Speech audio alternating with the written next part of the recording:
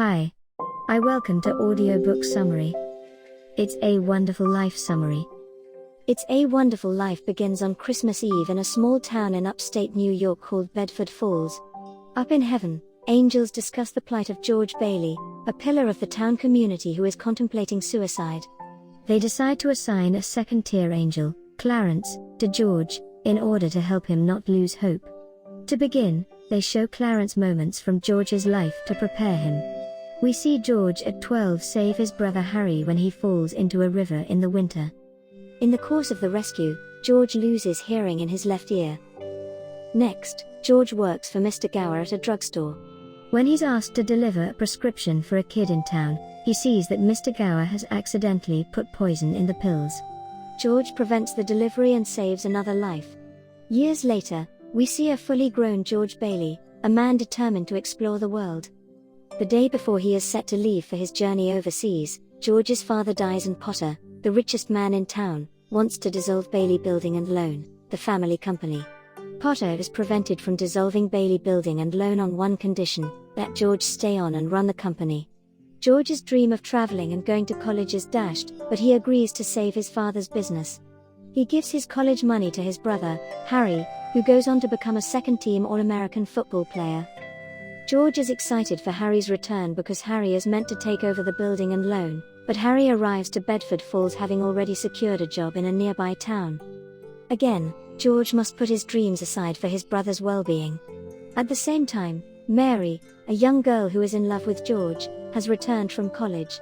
George goes to see her and they fall in love and marry.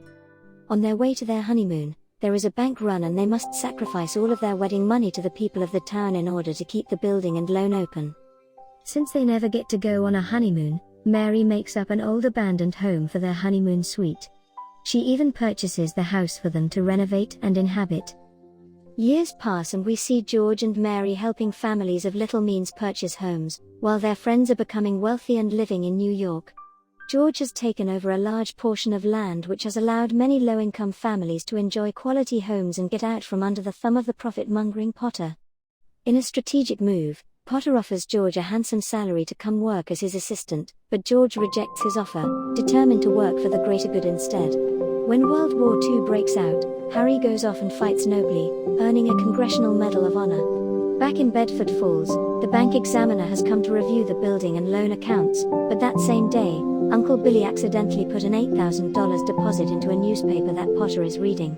Potter realizes it and keeps the money, while Billy scrambles to find it with George. In desperation, George goes to Potter for a loan, but Potter calls in a warrant for his arrest. At home, George becomes inconsolably angry about his imminent professional demise. He gets drunk, wrecks his car, and goes to a bridge where he contemplates committing suicide. Just in time, Clarence, his guardian angel, falls into the icy river and George jumps in to rescue him. When they are safe on shore, Clarence tells George he is assigned to him to help him, and if he does so he will get his wings.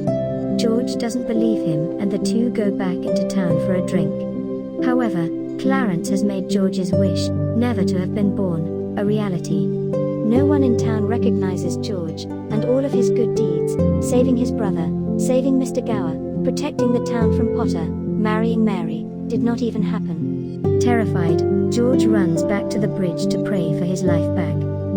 George is sent back to his real life, which fills him with a new sense of purpose and joy. He sprints through the town wishing everyone Merry Christmas, and when he gets home Mary has gotten the whole town to rally around him to get him the $8,000 that the business needs to survive. All the sacrifices that George has made for others in his life culminates in those same people sacrificing in order to help him.